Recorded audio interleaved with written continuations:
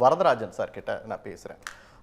இப்படி ஒரு தகவல், ராகுனுடைய முதன்மை ஆலோசகர் அதுவும் சென்னையில் வந்து விஜயை சந்திச்சிருக்கார். இது அவர் சொன்ன மாதிரி நம்ம அப்படியே ஒதுக்கிட்டு போயிட முடியாது, இது உறுதிப்படுத்தப்படாத தகவல். ஏன்னா தொடர்ச்சியாகவே நமக்கு பல செய்திகள் வந்து கொண்டே இருக்கிறது. என்ன அப்படின்னா, காங்கிரஸ் தாவேக்குடன் இணைகிறதா அப்படிங்கிற மாதிரி நாளிதழில் நிறைய செய்திகள் வருகிறது.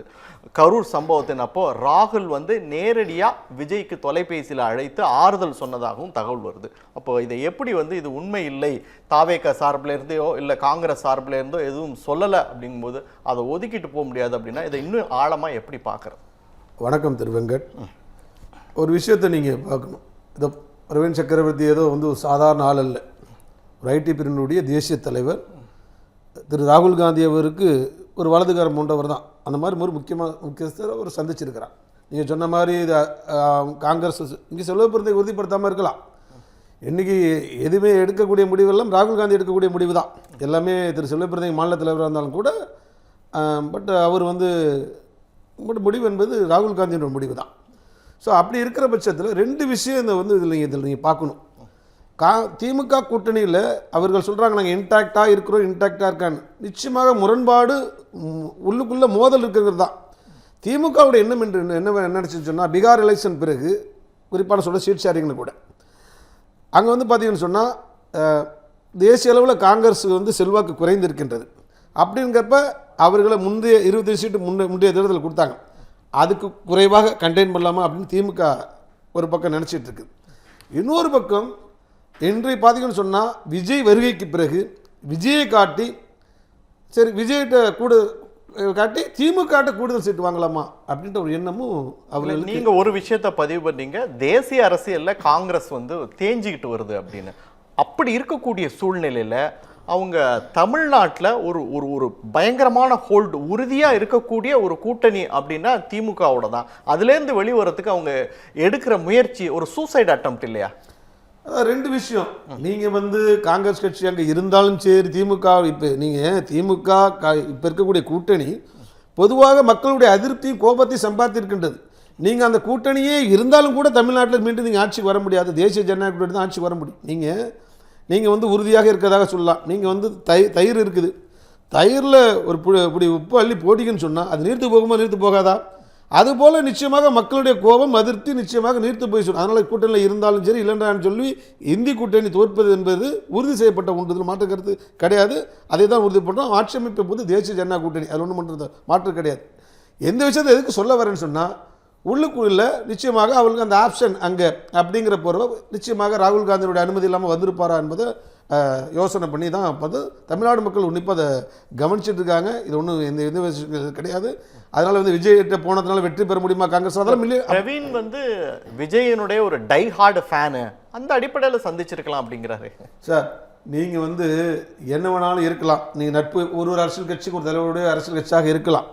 இன்றைக்கி வந்து நீங்கள் அப்படி பார்க்க முடியாது. இன்றைக்கி வந்து பல்வேறு நபர்களுடைய யூகங்கள் என்ன, நீங்கள் வந்து இன்றைக்கி காங்கிரஸ் கட்சியுடைய மனநிலை என்னவாக இருக்குதுன்னா, சீட்டை ரொம்ப குறைத்தால் அவர் வந்து பார்த்தாலும் சரி இவர்கள் கொடுக்குற சீட்டு 25 குறைச்சாலும் அது 25 கொடுத்தாலும் கூட தமிழ்நாட்டில் மட்டும் கிடையாது. அவர்களுடைய கணக்கு வந்து பார்த்தீங்கன்னு சொன்னார், புதுச்சேரியில் வந்து திமுக பெரியனா காங்கிரஸ் பெரியனா போட்டி நடக்குது. அப்போ விஜயோட ஒரு ஆப்ஷனை ஓப்பன் பண்ணி பார்க்கலாமா அப்படிங்கிற மனநிலையிலையும் வந்து அவங்களுக்கு இருக்குது. அது போன்ற கேரளா விஷயங்கள் எல்லாம் இருக்குது. அதனால் பல்வேறு குழப்பங்கள் இருக்கின்றது. அங்கே வந்து பார்த்தீங்கன்னு சொன்னால் அந்த சீட் ஷேரிங்காக இருக்கலாம், பல்வேறு அதிகார விஷயத்தில் பல்வேறு முரண்பாடுகள் இருக்குது, குழப்பங்கள் இருக்குது இந்த கூட்டணி. இதில் காங்கிரஸ் இந்த சந்திப்பு நிகழ்ந்திருக்குமாங்கிறது ஒரு சந்தேகம். அப்படியே இந்த சந்திப்பு நிகழ்ந்திருந்தாலும் இது வந்து கூட்டணின்ற அளவுலலாம் இருக்காது அப்படின்னு சொல்லி ரெண்டு முக்கியமான விஷயத்தை வந்து பதிவு பண்ணியிருக்காரு. என்ன அப்படின்னா, ஒன்று, அது என்ன தான் ஆட்சியில் பங்கு தரேன், நீங்கள் திமுக கொடுக்குறத விட அதிக சீட்டு தரேன்னு சொன்னாலும் அது ஒரு அனுபவம் இல்லாத கட்சி, தேர்தலையே சந்திக்காத கட்சி, அடிப்படை தேர்தலுக்கான ஒரு கட்டமைப்பே இல்லாத கட்சி, ஒரு அனுபவம் வாய்ந்த அரசியல் தலைவர்கள் இல்லாத கட்சி. அதை நம்பி எப்படி ஒரு அனுபவம் மிக்க ஒரு தேசிய கட்சி கூட்டணி வைக்கும் அப்படின்ற ஒரு முக்கியமான கேள்வி எழுப்பியிருக்காரு. ஒரு விஷயத்தை நான் தெளிவாக சொல்கிறேன். அதாவது வந்துங்க, இப்படி வந்து ஒரு அனுபவம் இல்லாத கட்சிகள்கிட்ட நட்பு பாராட்டு என்பது இருந்தாலும் கூட அரசியல் லாபம் இல்லாமல் நீங்கள் வந்து இது அரசியல் கணக்காக பார்க்காம இருக்க முடியாது. அதுதான் சார், என்ன லாபம்? லாபம் தான் சார். என்ன லாபம்? ஜெயிச்சா தானே அது லாபம். நீங்கள் அரசனை நம்பி புருஷனை கைவிட்டான்ற கதையா இப்ப இருக்கிற திமுக கூட இருக்கக்கூடிய அந்த கூட்டணியை விட்டுட்டு தாவே கூட போய் கிடைக்கிற 1-2 சீட்டும் கிடைக்கல அப்படின்ற நிலைமை வந்து ஏற்பட்டுரும் இல்லையா? 2 விஷயம் சார். அதாவது ஒரு நான் அது தமிழ்நாடு மட்டும் இல்லை, புதுச்சேரி உங்களுக்கு சொல்லியிருக்கிறேன். அதாவது ஒரு விஷயத்தில் புரிஞ்சுக்கணும், அரசை நம்பி புருஷனை கைவிட்டதாக சொல்லிட்டீங்க. நிச்சயமாக வந்து காங்கிரஸுடைய எண்ணங்கள் அதிகமாக சீட்டு வேண்டும் என்பது. திமுக பொறுத்தவரை திமுக நிர்வாகிகள் தொண்டர்கள் மத்தியில் காங்கிரஸுக்கு சீட்டு அதிகப்படுத்தி கொடுக்கக்கூடாது. இது வந்து அங்கே இருக்குதா இல்லையா என்பதை நீங்கள் வந்து தெரிஞ்சுக்கலாம் களத்தில். அதனால் வந்து இது வந்து ஒரு பேர வலிமையாக அதுக்குள்ளே நாங்கள் வந்து போகலாம். நிச்சயமாக எதுவுமே அரசியலில் சாத்தியமில்லைன்னு நீ சொல்லிவிட முடியாது. அப்படின்னு சொன்னால் நீங்கள் ஒரு உறவு மெயின்டைன் பண்ணியிருக்கிறப்ப மாற்று இன்னொரு கட்சியோட வந்து நீங்கள் வந்து பேசக்கூடிய ஒரு சாதாரண இங்கே உள்ள ஒரு நிர்வாகி அல்ல, ஒரு தேசிய தலைவருடைய கட்சியினுடைய நெருக்கமானவர் வந்திருக்கார் என்பதை இது வெளிப்படையாக தமிழக மக்களுக்கு அரசியல் களத்தில் பொதுமக்கள் பாமர மக்கள் புரியும். அதுபோல் அண்ணன் கிருஷ்ணமூர்த்தி அவர்கள் ஒன்று சொன்னார், பாஜக வந்து பார்த்தீங்கன்னு சொன்னால் நோட்டாக்கு உள்ள கட்சி. சார், ஒரு காலத்தில் எங்களுடைய வந்து எல்லா அரசியல் கட்சியும் பல்வேறு இன்னல்களை தோல்விகளை சந்திச்சிருக்குது. இன்றைக்கி தமிழ்நாட்டை பொறுத்தளவு எங்களுடைய பலம் என்பது இன்றைக்கி திமுகவாக இருக்கலாம், அதிமுகவாக இருக்கலாம். இன்றைக்கி பாரதிய ஜனதா கட்சியுடைய பலம் அடுத்தது என்னென்னு பார்த்தா தமிழ்நாடு மக்களுக்கு தெரியும். எங்களுடைய பூத்து கட்டமைப்புக்கெல்லாம் எங்களுடைய ஒர்க்கர்ஸ் என்ன, நீ காங்கிரஸ் நம்ம என்னென்னு ஒரு சொல்லிடுறேன். அதாவது இந்த காங்கிரஸ் கட்சி எப்பயுமே பார்த்தீங்கன்னு சொன்னால் எங்களை அவமானப்படுத்த தான் பாரதிய ஜனதா கட்சி மிகப்பெரிய அளவில் இன்றைக்கி ஆலமரகம் உலகிலேயே நம்பர் 1 கட்சியாக வந்திருக்கின்றது. ஒரு உதாரணத்தை உங்கள்கிட்ட சொல்லிடுறேனே, நீங்கள் 62 சீனா போர் இருந்துச்சு. அதுக்கு முன்னாடி அன்றைக்கி பாரதிய ஜனதா கட்சி ஜனசங்க உறுப்பினராக இருந்தார் எங்களுடைய வாஜ்பாய் அவர்கள். நாங்கள் அவையில் வந்து 4 பேர் 3 பேர் தான் அன்றைக்கி எங்களுடைய ஜனசங்க உறுப்பினர்கள். அப்போ நேரு அவர்கள்ட்ட பார்த்து ஒரு விஷயத்தை சொல்கிறார், தயவுசெய்து சீன இராணுவ நம்மளுடைய சீனம் மீது போர் தொடுக்க நிற்குது, நம்முடைய இராணுவ பலத்தை அதிகப்படுத்தணும், இல்லை என்று சொன்னால் நம்ம மிகப்பெரிய வீழ்ச்சியை சந்திப்போம் அப்படின்னு சொல்கிற இராணுவ தளவாடத்தை அதிகப்படுத்தணும், இராணுவ பலத்தை அதிகப்படுத்தணும் அப்படின்னு சொல்கிறார். அது சீன அதிநவீனம் ஆயிரம் வச்சுருக்கிறது. அப்போ பல்வேறு கருத்துக்கள் ஆக்கப்பூர்வமான ஒரு எதிர்கட்சி உறுப்பினங்கிற போல நேரு அவர்கள்ட்ட வாஜ்பாய் அவர்கள் வைக்கிற முடிச்சு. நான் அந்த முக்கியமான பாயிண்ட் தான் நான் வரேன். அப்போ நேரு அவர்கள் வந்து பார்த்தீங்கன்னு சொன்னால் வாங்கிட்டு திருப்பி வாஜ்பாய் அவர்களை பார்த்து சொல்கிறார், எங்களுக்கெல்லாம் பெரிய ஆலோசனை வழங்க வேண்டிய தேவையில்லை. ஏன்னா அன்றைக்கு ஜனசங்கம் நீங்கள் எங்களுக்கு ஆலோசனை சொல்ல தேவையில்லை, உங்களுடைய ஜனசங்கத்தினுடைய சித்தாந்தம் இந்த தேசத்துக்கு தலைகளாக இருக்கின்றது என்று எங்களை அவமானப்படுத்தினார். தலைகளாக இருக்கின்றது. அப்போ வாஜ்பாய் அவர்கள் சொன்னார், திரு நேரு அவர்களுக்கு வந்து பார்த்தீங்கன்னு சொன்னால் யோகா பண்ணுற ஒரு பழக்கம் உண்டு, குறிப்பாக தலைகளை நிற்கக்கூடிய அந்த சிரசாசனம் பண்ணக்கூடிய பழக்கம் உண்டு.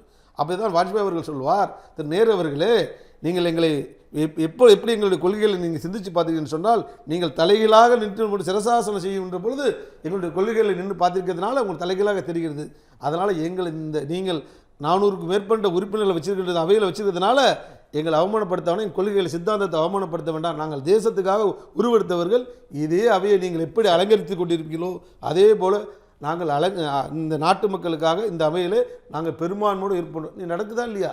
நாங்கள் வந்து தேசத்துக்காக. அதனால என்ன சொல்றேன், மறுபடியும் உங்ககிட்ட எங்களை சிறுமைப்படுத்த காங்கிரஸ் தமிழ்நாட்டை எங்களை சிறுமைப்படுத்தியே கொண்டு வாருங்கள். நாங்கள் 2014 எங்கள் தலைமையில் ஒரு கூட்டணி அமைக்க முடிஞ்சு நாங்கள் வெற்றி பெற்றோம். நாங்கள் 2ஆம் இடம் வந்தோம். நீங்கள் கன்னியாகுமரி தவிர டெபாசிட் வாங்கினீங்களா எப்படின்னு நான் புன்கிருஷ்ணமூர்த்தி சொல்லணும். இப்போ 2024 கூட எங்கள் தலைமையில் ஒரு கூட்டணி அமைச்சு நாங்கள் 19 விழுக்காடு வாங்க முடிஞ்சுது. உங்களால் வாங்க முடியுமா? நீங்கள் திமுகவை நம்பி மட்டும்தான் இருக்கக்கூடிய சூழ்நிலை இருக்கீங்க. அடுத்தது எப்படியாவது தாவே காட்ட ஒட்டலாமான்னு பார்க்குறீங்க. இதுதான் உங்கள் பலம், இதுதான் எங்களுடைய பலம். ஓகே, வரதராஜன் சார், அதாவது முதல்ல விஜய் கட்சி தொடங்கும் பொழுது அவர் ஒரு நடிகர், அவர்கிட்ட இருக்கக்கூடிய அந்த ஃபேன் பேஸ் எல்லாமே வந்து ஓட் பேங்கிங்காக மாறுமா அப்படின்லாம் கேள்வி எழுப்பின நிலைமையில் இன்றைக்கு அவரை தேடி நாஞ்சில் சம்பத்து, செங்கோட்டையன்னு அனுபவம் வாய்ந்த தலைவர்கள் எல்லாம் போய் அங்கே போய் நிற்கிறாங்க. அவங்க முன்னாடி திமுகன்ற ஒரு ஆப்ஷன் இருக்குது, அதை தவிர்த்து விட்டு விஜய் முன்னாடி போய் நிற்கிறாங்க அப்படின்னா இப்போ அவர் ஒரு த்ரெட்டாக உருவாயிட்டு இருக்காருன்னு தானே அர்த்தம். அதாவது ஒரு அரசியல் கட்சி ஆரம்பிக்கிறப்ப பார்த்தீங்கன்னு சொன்னால் புதிதாக திமுகவாக இருக்கலாம், அதிமுக பெரிய கட்சியிலேருந்து உள்ளவர்கள் எல்லாம் அங்கே போய் சேர்ந்தது யதார்த்தம் தான். நீ உதாரணமாக தேமுதிக வந்தபோது பார்த்தீங்கன்னு சொன்னால் மரியாதைக்குரிய பண்டூட்டி ராமச்சந்திரன் அவர்கள் மிகப்பெரிய ஒரு மூத்த அரசியல்வாதி தலைவர், அவர் கூட போய் தேமுதிகவில் இணைந்தார். அதனால் இது வந்து பொதுவாக அரசியல் நடக்கக்கூடிய சாதாரண நிகழ்வுகள். அதனால் வந்து சில தலைவர்கள் போகிறத வச்சு அதை வச்சுலாம் நீங்கள் வந்து ஒரு முடிவுலாம் செய்திட முடியாது. போய் உடனடியாக மக்களுடைய மனங்களை எண்ணங்களை உடனடியாக நீங்கள் எல்லாம் பெருசாலாம் பூர்த்தியெல்லாம் செய்திட முடியாது. இது இயற்கையாக உள்ள இது யார் செய்தாலும் அந்த கட்சிகளை போய் சேரக்கூடிய ஒரு அன்றாட வாடிக்கையாக தான் பார்க்கணுமே தவிர யார் வேணாலும் அவங்களுக்கு போய் சேரக்கூடிய அவர்கள் உரிமை உண்டு. ஜனநாயகத்தில் அவர்களுக்கு அந்த இது இருக்குது. அதனால் அதை நாம் அதை நம்ம சிறுமைப்படுத்த விரும்பலை. ஆனால் அதனால் மாற்றம் ஏற்படுமா அப்படின்னு சொன்னால் பெரிய மாற்றங்கள் ஏற்படாது. தேமுதிகவில் பல பேர்கள் வந்து புதிதாக எந்த கட்சிகளுடைய ஒரு நடிகர் கட்சி ஆரம்பித்தால் கூட அவர்கள்ட்ட வந்து பார்த்திங்கன்னா பல பேர்கள் போய் சேர்ந்தது உண்டு. ஆனால் கமலஹாசன் ஆரம்பித்த கூட பல முக்கியஸ்தர்கள்லாம் கூட அவரோட தான் இருந்தாங்க.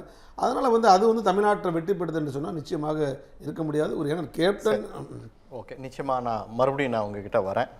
வரதராஜன் சார், இப்போது தாவேகா காங்கிரஸ் கூட்டணி குறித்த செய்திகள் வரும்பொழுது ஒரு தியரியும் முன்வைக்கப்படுகிறது. ஏன் அந்த கூட்டணி ஏற்படுவதற்கான வாய்ப்பு இருக்குது அப்படின்னா, விஜயால் கணிசமான கிறிஸ்தவர்களுடைய வாக்குகளை ஈர்க்க முடியும், சிறுபான்மை வாக்குகளை அவரால் ஈர்க்க முடியும். காங்கிரஸுக்கும் அந்த மாதிரியான ஒரு பேக்ரவுண்ட் இருக்குது. அந்த அடிப்படையில் 2 பேரும் கூட்டணி ஏற்பட முடியும். இந்த கூட்டணி ஏற்படுவதற்கான வாய்ப்பு இருக்குது அப்படிங்கிறத நீங்கள் எப்படி பார்க்குறீங்க? அரசியலில் எதுவுமே வந்து நடக்காது என்று எதுவுமே நீங்கள் சொல்ல முடியாது. அதுக்கு நீங்கள் இல்லைன்னு மறுக்க முடியாது. இது யதார்த்தமான உண்டு. அதனால் விஜய் மீது வந்து காங்கிரஸ் ஒரு சாஃப்ட் கார்னர் வந்து காட்டலன்னு சொல்ல முடியுமா? மக்கள் உண்மையாக பார்த்துட்டு இருக்காங்க. சாஃப்ட் கார்னர் விஜய் மீது உங்களுக்கு இல்லையா? இருக்குது. அதுதான் சொல்கிறேன், வேறு ஒன்றும் கிடையாது. அண்ணன் ஒன்று சொன்னார், நிச்சயமாக நாங்கள் துணை முதல்வர் நிச்சயமாக என்ன நீங்கள் கேட்கக்கூடாதுன்னு. நீ உங்கள் செல்வப்பிற மரியாதை மாநிலத்தில் செல்வப்பிறகு தேவர்கள் நிச்சயமாக துணை முதல்வர் வேண்டும், நிச்சயமாக கேட்க சொல்லுங்கண்ணே. அதன் பிறகு தமிழ்நாட்டு நிகழ்வு என்ன நடக்குன்னு பார்க்கலாம். இல்லை கேட்போன்னு அவர் சொல்லிட்டு அமைச்சர்கள் இடம் கேட்குறீங்க, துணை முதல்வர் வேணும்னு சொன்னீங்க இல்லையா? கருத்து நீங்கள் சார், நான் தமிழ் எங்க நீங்கள் வந்து சார் அவருக்கு அடுத்த ரேங்க்ல இருக்க நான் கேட்கலாம். இல்ல ஒரு விஷயம் நீங்க கேட்க கூடாது. இப்போ உதாரணத்துக்கு இவங்க 2 பேரும் கூட்டணி அமைத்தால் தமிழ்நாட்டில் இருக்கக்கூடிய சிறுபான்மையினர் வாக்குகளை கணிசமா ஒன்றிணைக்க முடியும் அப்படின்னு பாஜக நம்புதா? அதாவதுங்க, எதுவுமே வந்து பாஜக என்ன கணக்குன்னு கிடையாது. சிறுபான்மை பெரும்பான்மை யாரும் வந்து பார்த்தீங்கன்னு சொன்னால் இவர்களுக்கு வாக்களிக்க இந்த நிற்கக்கூடிய திமுகவுக்கு கிடையாது. அதை பற்றி இப்போ எதுவும் யூகிக்க முடியாது, அதை பற்றி கருத்து சொல்ல முடியாது. ஒரு விஷயத்தை மட்டும் சொல்ல முடியும். இப்போ அண்ணன் சொன்னார் 2006 சார், 2006 திமுக எத்தனை 96 தான். நீங்கள் உங்களுடைய ஆதரவில் தான் ஆட்சி இருந்துச்சு. ஏன் உங்களால் கூட்டணியில் ஆட்சி மத்திய அமைச்சர்களில் மாநில அமைச்சர்களில் பங்கு பெற முடிஞ்சுதா? ஏதாவது நீங்கள் கேட்டு வாங்கினீங்களா? ஒன்றும் கிடையாது. அப்படி இல்லாத இடத்துல நீங்கள் வந்து உங்களுக்கு எப்போ அந்த கதை வந்து அவங்க திறந்து வச்சுருக்காங்க கிடையாது. அப்போ அதை முதல்ல புரிஞ்சுக்கணும். அதே போல் அண்ணன் சொன்னார், பீகார் தேர்தல் வந்து தனியாக. ஏன்னா பாஜக வெற்றி பெற்றால் அது வந்து அதில் வந்து உள்நோக்கம் கற்பிப்பது.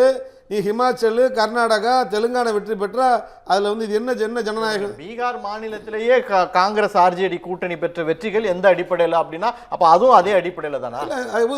சொல்லிடுறேன், முடிச்சிடும். இப்போ நான் ஒரு முடிச்சிடும். அதனால் இந்த மாதிரி சிறுமைப்படுத்துவதை காங்கிரஸ் நிறுத்திக் கொள்ள வேண்டும். ஒரு தேர்தல் ஆணையத்தின் மீது பாஜகனுடைய எழுச்சி, மக்களுடைய ஆதரவை சிறுமைப்படுத்துவதை நீங்கள் ஏற்றுக்கணும். அண்ணா சொன்னார் எஸ்ஐஆர் வந்து இப்போயே தேவை, 2 ஆண்டுகள். இவர் கபில் சிபல் சொல்லார்னு சார். நீங்கள் 1952 பல்வேறு காலகட்டத்தில் எஸ்ஐஆர் நடந்திருக்குது. ஒரு திறப்பு என்ன சொல்றாரு, பல்வேறு காலகட்டங்களில் நடந்திருக்கு. அதுக்கு குறைந்தபட்சம் 2 ஆண்டுகள் காலம் எடுத்து அதை செயல்படுத்தி இருக்காங்க. இப்போ எப்படி வெறும் 50 நாள் செயல்படுத்த முடியும் சார்? இன்னைக்கு சார் டிஜிட்டல் நீங்கள் வந்து எல்லாமே டிஜிட்டலைஸ் தான். அன்னைக்குள்ளே வந்து டெக்னாலஜி என்ன, இன்னைக்கு டெக்னாலஜி என்ன? அன்னைக்கு ஒரு ஃபோன் அடித்தா எத்தனை நாள் கழிச்சு ஃபோன் வரும்னு தெரியாது. வீடாக போய் கேட்கறது இன்னும் மாறல. அது நேரடியாக போய் தானே வந்து தொடர்புக்கு எவ்வளவு, அதாவது நீங்கள் இருக்கீனா இல்லையாங்கிறத கூட நான் வந்து ஃபோனில் தெரிஞ்சுக்கலாம். பல விஷயங்கள் இருக்குது. நீங்கள் உங்களை சந்திக்கிறதோ போகிறதுக்கு. அன்றைய காலகட்டம் என்பது வேறு, இன்றைய காலகட்டம் வேறு. அதனால் நான் கேட்குறேன், இப்போ நீ மறுத்த அத்தனை 12 மாநிலங்கள் ப்ராக்ரஸை பாருங்கள். எஸ்ஐஆரில் எவ்வளவு படிவம் கொடுக்கப்பட்டிருக்குது, என்ன ப்ராக்ரஸ் பாருங்கன்றேன். நான் என்ன சொல்கிறேன், நீங்கள் வந்து பீகார், நீங்கள் ஒரு கேள்வி கேட்டீங்க, ராகுல் காந்தி பீகார் தேர்தலை பற்றி சொன்னபோது ஸ்டாலின்னு சொன்னார், அது குறை சொன்னாருன்னு. அதுதாங்க இங்கேயும் திமுக காங்கிரஸ் கூட்டணிக்கு வந்து தோல்வி பயம் வந்துவிட்டது.